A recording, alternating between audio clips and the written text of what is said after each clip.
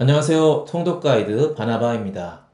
만약 여러분이 광야 트레킹 대회에 참가한다면, 그리고 주최 측에서 딱 한 가지만 챙길 수 있다고 한다면, 여러분은 뭘 챙기시겠습니까? 고민할 필요가 없죠. 당연히 물입니다. 사막의 오아시스를 아실 겁니다. 타는 듯한 목마름 가운데 오아시스를 발견한 여행자의 희열을 묘사한 영화나 드라마의 장면을 본 적이 있으실 텐데요. 그만큼 물은 인간이 생존하기 위한 가장 중요한 한 가지, 생명 그 자체라 하겠습니다. 창세기 15장에서 하나님은 아브라함과 언약을 맺으셨고, 아브라함은 상속자에 대한 약속, 후손의 번성함에 대한 약속을 받았습니다.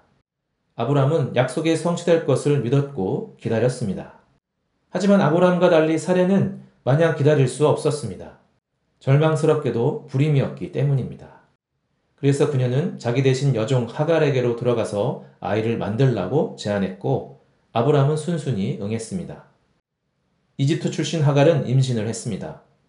그런데 임신함을 알게 되자 그녀는 우쭐해졌고 여주인 사례를 멸시했습니다. 분노한 사례는 아브라함에게 화를 쏟아낸 후 하갈을 학대했습니다. 그리고 하갈은 여주인을 피해 헤브론을 떠나 남으로 네게부 광야로 도망을 쳤습니다. 아마도 고향 이집트로 가려 했을 겁니다. 정신없이 도망치다 본능적으로 도착한 곳은 사막의 오아시스, 광야의 샘물 곁이었습니다. 긍휼이 풍성하신 하나님께서 그곳에 현현하셨습니다. 하갈에게 자초지종을 물으셨고 그녀의 대답에 이렇게 지시하셨습니다. 내 여주인에게로 돌아가서 그 수하에 복종하라. 이어 하나님은 아브라함에게 하신 것처럼 하갈에게도 자손의 번성함에 대한 약속을 주셨고 아들을 낳을 것이니 이름을 이스마엘이라 하라고 말씀하셨습니다. 하갈은 매우 놀랐습니다. 비천한 여종인 자신에게도 은혜를 베푸시는 하나님의 인자하신 성품에 감격했던 것입니다. 그녀는 하나님의 사랑을 경험한 그 셈을 가리켜 내가 어떻게 여기서 나를 살피시는 하나님을 배웠는고 라며 부엘라 헤로이라고 불렀습니다. 참고로 이 단어를 직역하면 살아계셔서 나를 살피시는 분의 우물입니다. 하갈은 여주인에게 돌아갔고 아브라함의 나이 86세 때 이스마엘을 낳게 됩니다. 하갈 이야기는 여기서 끝이 아닙니다. 14년이 흘러 아브라함과 사라는 언약의 씨인 이삭을 낳았고 이름대로 크게 웃으며 기뻐했습니다. 그런데 이삭이 젖을떼고 잔치를 벌인 어느 날 3살 된 이삭과 놀던 17살 청소년 이스마엘이 이삭을 희롱했고 사라가 이를 보게 되었습니다. 성경이 자세히 얘기하지 않지만 어쩌면 사라는 그 장면을 보며 14년 전의 기억이 떠올랐을지도 모릅니다. 화가 난 사라는 아브라함에게 하갈과 이스마엘을 추방하라고 말했고 아브라함은 이스마엘을 사랑했기에 이 일에 매우 근심했다고 성경은 말합니다. 그런데 원어를 보면 사라의 말에 아브라함이 근심 정도가 아니라 매우 불쾌했고 속이 상했음을 알 수 있습니다.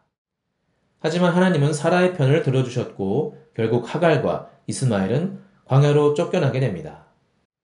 브엘세바 광야를 헤매던 중 아브라함이 메어준 가죽 부대에 물이 떨어지자 하갈은 그늘에 앉아있는 아이를 멀리서 바라보며 통곡했습니다.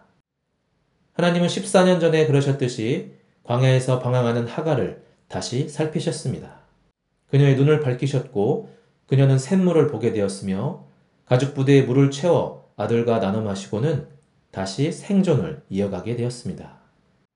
그리고 하나님은 약속의 말씀도 다시 주셨습니다.